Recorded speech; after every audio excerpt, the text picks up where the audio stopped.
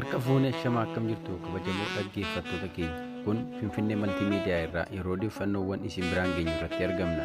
Odeeffannoo irraa waliin kan isin faana turu ana Agaajimaati. Haga dhumaatti nu waliin turaa jechaa mataawwan odeeffannoo irraan humnoonni mootummaa dargaggoota Oromoo yakka tokkoon alatti ajjeesuu ammallee cimsanii jiraachuu, godina Qelleen Wallaggaa aanaa Gidaamii keessatti waraanni mootummaa Bilisiginnaa nama nagaa tokko ajjeesuun qabeenya uummataa saamuu fi manneen jireenyaas barbadeessuun, akkasuma Ameerikaan lammiilee ishee 5 Iraan keessatti hidhaa jiran baasuuf maallaqa qabamee ture doolaara biiliyoona 6 Iraaniif gadhiisuu dabalatee kaanis of harkaa qabnaa nu caqasaa jenna. Amma kallattumaan gara sanatti isin dabarsa. Humnoonni mootummaa dargaggoota Oromoo yakka tokkoon alatti ajjeesuu ammallee ammeessanii jiranii. Ajjeechaan dargaggoota irra ga'u ilmaa sirna PP kana keessa kan hammaate yennaa ta'u, bahanii galuu madda yaaddoo kan itti ta'e ilmaan Oromoo guyyaarraa gara guyyaatti ajjeechaan irra gahaa jira. Gabaasa argameen Shawaa Ba'aa aanaa Gidaamii Tulluu Jiddoo Kombolchaa keessatti dargaggoo Oromoo gaaffii tokko malee rasaasaan ajjeesuun himameera.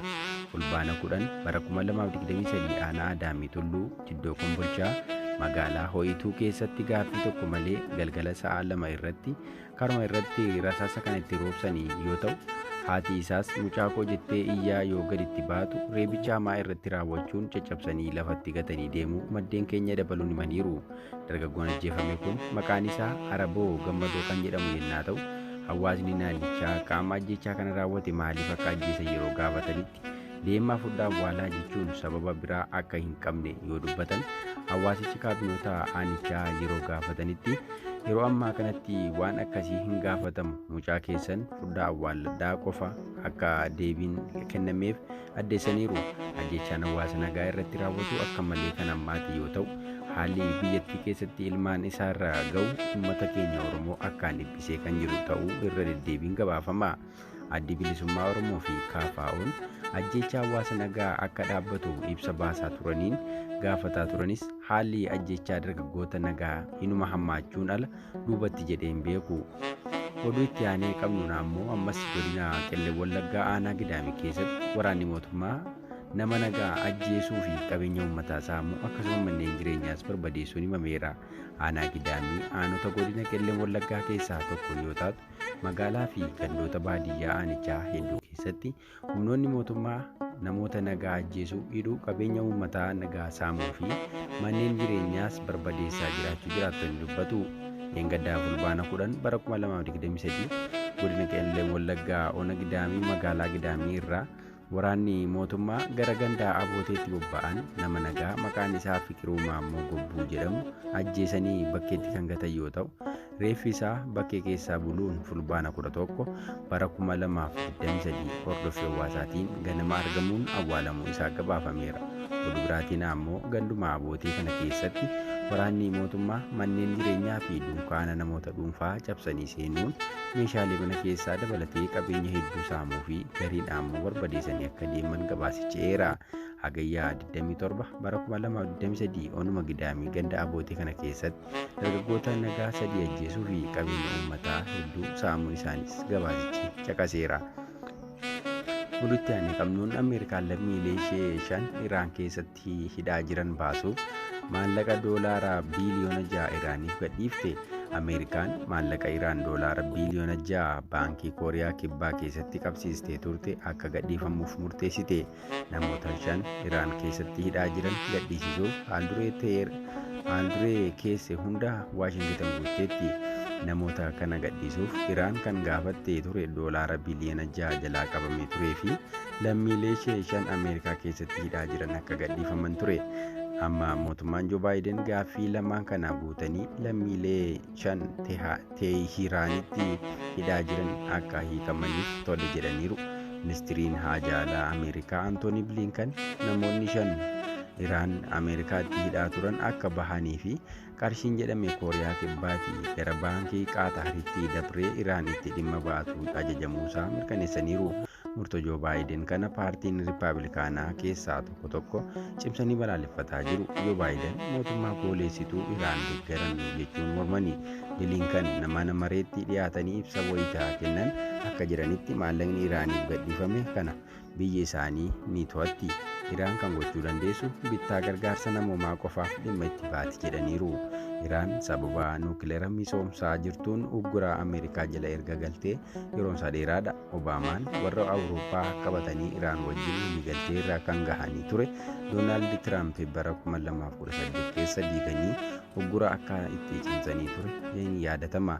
Sababa uggura sanaatiin Iraan boba'aa gurgurattullee garuu gatii isaa osoo hin fudhatiin alatti jalaa qabamee ture. Akka amma waliif galanitti Awurooppaa, Eeshiyaa fi Jiddu Gala Bahaatti maallaqni Iraan jalaa qabamee ture hundi gara baankii Qaataaritti dabree itti fayyadamuuf jirti. Israa'elii fi Ameerikaan Iraaniitiin akka malee balaaleffatu. Ameerikaa wajjin lammiilee wal jalaa hidhaa fi galaana irrattis doonii wal jalaa butaa turaniiru. Oduudhumaatiin rooba cimaa roobeen lolaa Liibiyaatti uumame namoota kumootaan lakkaa'aman ajjeese. Sababa lolaan Liibiyaatti miidhaa dhaqqabsiiseen hanga yoonaa lubbuu namoota 5,300 galaafatamuu ministeerri siivil aviyeeshinii biyyattii Ichem Abuu Chikaawut himaniiru. Balaan hidha bishaanii lama cabee magaalaa Deernaa rukuteen lakkoofsi kana caaluu amala jechuun Rooyiters gabaaseera. Reeffi namoota du'anii funaanamee jumlaan awwaalamaa jira. Magaalaa Liibiyaa Deernaatti dilbata darbe bubbee hamaa Istoormi Daani'eel jedhamuun booda hidhi bishaanii dho'e. Amma yoonaa namoonni 10,000 ta'an achi buuteen isaanii waan hin beekamneef lakkoofsi namoota lubbuun darbee dabaluu danda'a jedhameera. Muhammad Qamaatiin magaalaa Deernaatti tola ooltummaan tajaajila. Lubbuu baraartonni ammallee namoota badan barbaadaa jiru jedhe. Dargaggoo Liibiyaa digirii kamiyyuu qabuu fi waan fayyaa wajjin wal qabatu barate dhufee akka nu gargaaru gaafachaa jirra. Hanqina ogeeyyii narsii qabna, gargaarsa barbaanna jechuun birmannaa gaafateera. Masriin dabalatee biyyoota kaanirraa gargaarsi dhaqqabaa jiraatullee haala siyaasa Liibiyaa mootummoota wal morkatan lamaan gidduutti qoodameen garuu danqaa mudachaa mala. Ameerikaa, Jarman, Iraan, Xaaliyaanii, Qaataarii fi Turkiin fa'i gargaarsa gara Liibiyaa erganiiru. Injiinarooti bishaanii hidhi kiiloomeetira 12 dheeratu dho'ee gadi yaa'uun hidha biraa dhiyoo magaalaa jiru irra baheera. Viidiyoon dilbata halkan dukkanaa booda waraabame yeroo lolaan magaalaa keessa didichuu agarsiisa. Magaalaa namoonni 100,000 keessa jiraatan keessa konkolaataawwan gargaarsa hin arganne yeroo bololi'an mul'atu. Lafti gaafa barii ollaa dhoqqeen laaqamee fi konkolaattota galagalanii jirantu mul'ata. Seenaa namoota lolaan haree galaanatti naqee fi kaan ammoo baaxii manaa irratti rarra'anii hafan fa'itu dhaga'ama. Waan hin argin baay'een nahe suunaamii natti fakkaate jechuun Hisham Chikyoot jiraataan bahaa Liibiyaa BBC'tti himeera. Ministeerri lixaa Liibiyaa Otmaan Abdul Jaliil manca'iinsa qaqqabeen baay'ee danqamne hammeenya guddaadha. Humna magaalaa Deernaatiinis olittidha balaan dhaqqabee jedhanii. Liibiyaa hoogganaan biyyattii Koloneelii Mu'ammar Gaadaafi bara 2011 erga aangoorraa bu'anii boodas ajjeefamanii booda siyaasni ishee tasgabbii argateen beeku. Biyyi bobba'aan badhaate kun mootummaa hawaasa idil addunyaan beekamtii argattee fi hin arganneen qoodamteetu hooggansa magaalaa Tiriipoolii fi kan gara lixaa jiruun hoogganamaa jirti. Mootummaan lamatti kan hirame haa ta'uyyuu malee Tiriipooliin naannoo isaa jalatti bulaa hin jirreef dhiyeessii qorichaa toonii 14,000 waan namoota maraniin ittiin awwaalan hakiimota 80 fi deeggartoota ergeera. Magaalaan Deernaa ba'aa Bengaazii kiiloomeetira 250 fagaattee naannoo Qaljeel Jabaal akka haadaariin marfamtee jirti. Naannoo kanatti erga Gaadaafiin kufee gareen hidhatee IS keessa ture.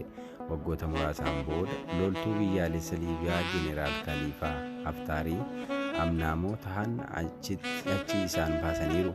Jeneraaltichi qondaalotii gara bahaa jiran balaa qaqqabee miidhaa qaqqabe sakatta'uun daandii deembi'ee akka hojjetamuu fi elektirikiin akka deebi'u tattaafachaa jiru jedhani. Gara dhaggeeffattoota keenyaa odeeffannoon narraaf qabanne kana fakkaata. Odeeffannoo biroon aga walitti deebinutti nagaan nuuf turaa jechaa isin waliin kan ture Anaagaa Jimaatii Finfinnee Maltii Miidiyaa laayik, sheer, sabiskiraayib gochuu hin dagatinaa. Naamsa keenya.